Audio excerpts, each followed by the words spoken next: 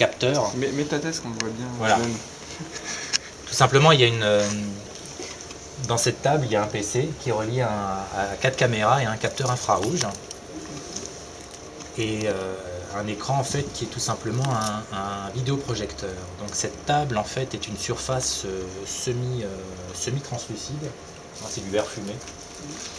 Donc d'un côté, je vais pouvoir projeter dessus, mais si je mets un objet en fait sur cette table, les capteurs qui sont derrière vont pouvoir le voir. Donc ici, on remarque bien que ce sont mes doigts. Donc au niveau des surfaces tactiles, on peut même voir l'orientation, on peut deviner l'orientation de mes doigts.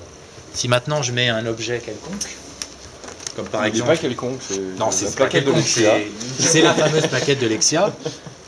On s'aperçoit que non seulement j'ai la forme, je peux deviner le texte, les images, mais je peux même lire les textes, qui sont plus ou moins gros.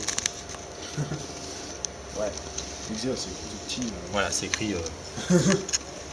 Et donc en fait, ces interactions sont envoyées à une couche logicielle qui va les transformer en fait en objets. Donc ici on peut le voir. Donc si maintenant je mets un doigt, automatiquement en fait le système reconnaît le doigt. On voit bien qu'on a un objet de type finger, donc le doigt, lui attribue un identifiant et j'ai les coordonnées ainsi que l'orientation. Donc si je tourne le doigt, les coordonnées ne bougent pas, mais l'orientation évolue en fonction. Maintenant, si je mets cette fameuse Plaquette de Lexia. plaquette, bon, elle va pas être reconnue en tant que plaquette, elle va être reconnue en tant que blob, en fait, qui est tout simplement un binary object. Donc tous les objets quelconques qui ne sont pas reconnus comme des doigts ou comme des tags sont reconnus en fait comme des objets. Donc ici, on a bien les dimensions et l'orientation de l'objet.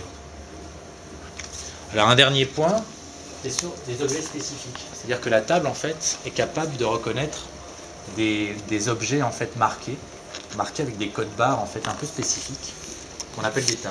Donc il y en a deux types, il y a les byte tags et les identity tags. Donc ici ce sont des byte tags. Donc l'avantage c'est qu'ils sont reconnus très rapidement. La limitation c'est qu'on n'en a que 255 différents. Les identity tags, eux, on en a des milliards de combinaisons différentes. Donc si je pose cette carte, d'un côté il va reconnaître la carte comme un objet, et de l'autre côté il va reconnaître le tag. Donc pareil, on va avoir les mêmes types d'informations, à savoir l'orientation, ici on peut remarquer une flèche, ainsi qu'une valeur. Donc ici par exemple la valeur c'est C1, une valeur hexadécimale. Si je pose la carte, Ouais, c'est un. celui-là, Si, elle est là. voilà, il est reconnu comme une valeur C1. Et donc je vais pouvoir avoir des objets spécifiques qui vont être reconnus par l'interface avec lesquels je vais pouvoir évoluer. Par exemple un jeu d'échecs, je pourrais très bien avoir des vraies pièces d'échecs qui est chacune un byte tag dessous et pouvoir ainsi faire une interaction avec le jeu virtuel. Il y a eu une application qui a été faite par Nespresso sur un stand. Ils avaient réussi à mettre